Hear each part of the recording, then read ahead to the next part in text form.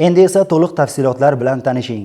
Respublikamizning barcha hududlarida futbol va mini futbol bo'yicha Davlat xavfsizlik xizmati kubogining yangi mavsumi boshlandi. Viloyatimizda ham ushbu musobaqaga qiziqish bildirayotgan yoshlar soni yildan yilga ortib bormoqda.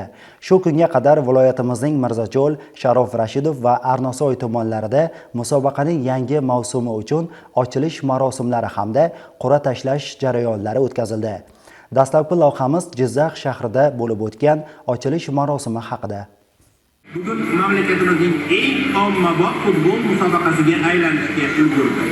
Musobaqaning Jizzax shahar bosqichi ochilish marosimi Istiqlol bolalar bog'i hududida yangi foydalanishga topshirilgan ochiq osmon ostidagi maydonda bo'lib o'tdi. Tadbirda so'zga chiqqanlar Davlat xavfsizlik xizmati kubogi musobaqalarining asosiy maqsadi yoshlar o'rtasida sportni ommalashtirish hamda sog'lom turmush tarzini keng targ'ib qilishdan iborat ekanini ta'kidladilar. Shuningdek, yangi bunyod etilgan mazkur maskan kelgusida ham yoshlar ishtirokidagi turli tashabbus va loyihalarga mezbonlik qilishi qayd etildi. Hurmatli Prezidentimiz Shavkat Miromonovich Mirziyoyev tomonidan yoshlar bilan ishlashning yangicha tizimi joriy etilib, bizga ikkita muhim yo'nalish, yoshlar bandligi va ularning bo'sh vaqtlarini mazmunli tashkil etish vazifasi belgilab berildi.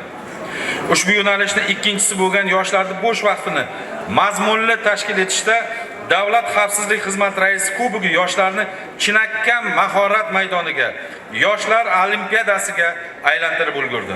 Davlatimiz rahbari tomonidan ilgari surilgan mahallalarda yoshlarni ommaviy sportga jalb qilishni yangi bosqichini ishlab chiqish topshirig'i muhim tashabbus hisoblanadi. Jizzax shahri yoshlari o'ziga yarasha tajribaga ega, sababi tarixga nazar soladigan bo'lsak, yaqin 2023-yilda demak, Jizzax shahrining To'ron mahallasi aynan mana shu Davlat xavfsizlik xizmati kubogining 3-o'rin sohibi bo'lgan bo'lsa, 2024-yilda aynan mana shu Jizzax shahrining To'ron mahallasi Davlat xavfsizlik kubogini sovrindori bo'ldi va demak, bugun harakat qilgan, izlangan, natija ko'rsata oladigan yoshlarimiz izlansa, harakat qilsa, demak, aynan mana shu kubokning sohibi bo'lish kerakliklarini ham isbotlab berishdi. Ta'kidlash joiz, Davlat xavfsizlik xizmati kubogining joriy yilgi mavsumida Jizzax shahrida 34 ta mahalladan 1000 ga yaqin o'g'il-qiz ishtirok etmoqda. Ochilish marosimidan so'ng qur'a tashlash jarayoni o'tkazildi. Unda jamoalar guruhlarga ajratilib, o'z raqiblarini aniqlab oldi. Shahar bosqichida jamoalar, sektorlardagi jamoalar sonidan kelib chiqqan holda guruhlarga bo'lindi. Ushbu guruhlarda jamoalar musobaqa nizomiga muvofiq aylana tizimda uchrashuvlarda ishtirok etishadi. Guruhlarda birinchi, ikkinchi o'rinni qo'lga kiritgan jamoalar keyingi bosqichga yo'llanmani qo'lga kiritishadi. Ya'ni sektor bosqichida play-off yo'llanmasini qo'lga kiritishadi.